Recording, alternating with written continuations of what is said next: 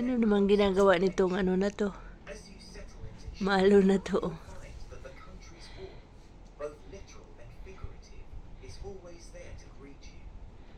Ayan si Malo. Hindi niya tinabihan sa pagtulog yung anak niya.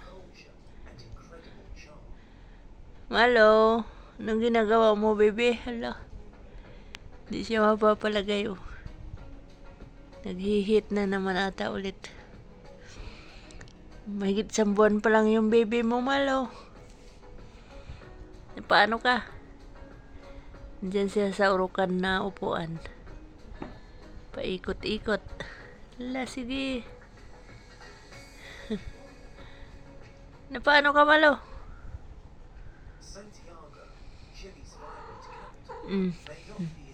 Ano? Ha?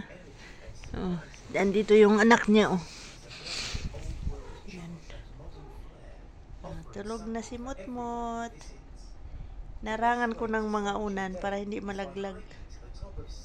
Yan. Tapos yung nanay, andun. Oh. Paano ka, Malo? Paano ka, Malo? Santiago is a city that never sleeps, with lively neighborhoods, bustling markets, and plenty of things to explore. Tingnan mo itong isang natutulog, o mahimbing ang tulog niya. Okay.